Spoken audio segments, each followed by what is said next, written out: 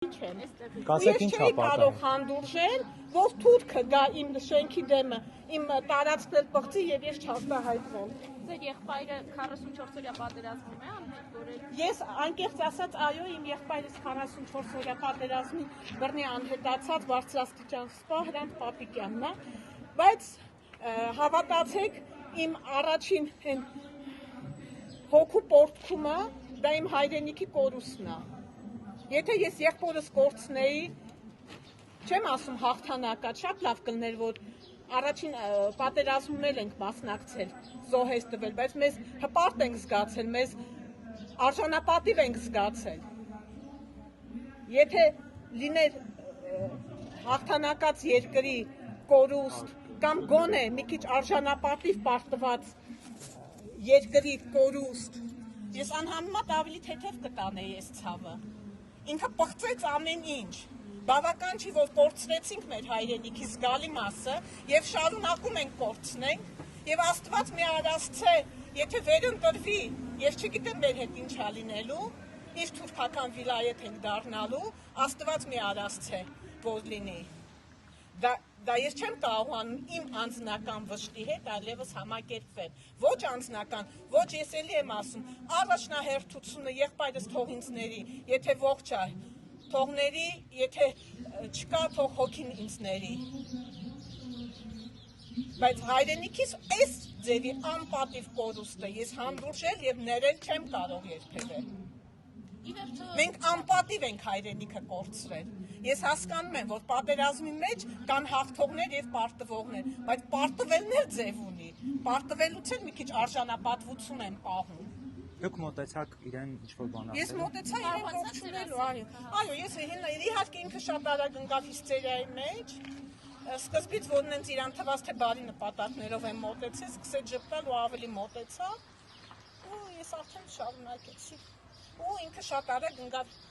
իրան բնորոշ, դե որպես բժիշկ գնահատում եմ, որ ինքը ադեկվատ չի,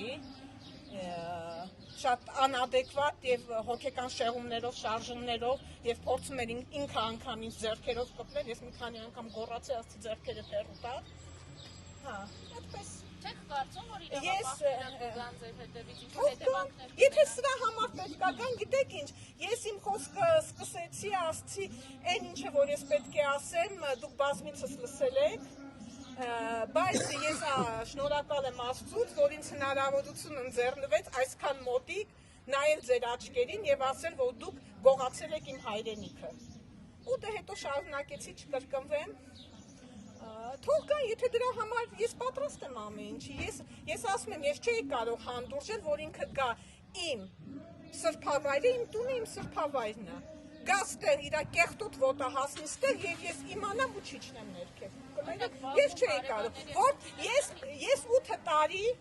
իմ պայքարը ինչ ձևով կարողացել եմ արել եմ, ես իմ խրամատում իմ պայքարը միշտ արել եմ, ես իմ աշխատանքը բարեխիղճ կատարել եմ իմ ժողովրդի համար, առիթ ա եղել իրա դեմ պայքարելու, իմ բողոքի ձայնը հայտնելու ես միշտ ներկա եմ եղել։ Հիմա էլ եկավ իմ շենքի դեմ, բա պետք է իջներ, բա ինչ պետք է անել, չէի կարող իջնել։ Այստեղ կարծես թե աջակիցներ ունի, հետո խնդիրներ չեն։ Ստեղ ես ձեզ մի բան եմ ասում, ես արդեն 30 տարի այս թաղամասի բնակիչ եմ, թաղամասի բնակիչներից ես երևի մի 10 հոգի տեսա։ Ես ստեղ արդեն 40 րոպե կանգնած մեքենայով սպասում էի, ավտոներով, այդ տարան հիմա ասեմ, որ ավտոներն են իրանք եկել, գալիս էին ու լցվում։ Ինքը իրա բերած մասանը։ Ես չգիտեմ, ես գիտեմ շենքին խոսքի բարձրահարկ շենքա, գիտեմ 2-3 ընտանիք, որ այսօր ցավոք սրտի աջակցում են, այդպես։ Առիթը լինում է իմ բողոքը, զարմանքը և հիասթափությունը իրանց հայտնում եմ, ասում եմ, ինչով կարողանում եմ, պայքարում եմ իրա դեմ, որտեղ ինքը իմ երկիրը ստանում է կործանման, իմ ազգը տանում է ոչնչացման, իմ ազգային սրբությունները ինքը ոտնահարում է։ Ես իմ չափով, ինչքան կա, ես կարողացա, սխալ ձևով պայքարեցի, ես կարողացա, ես եմ անում։ Այսքանը, շնորհակալ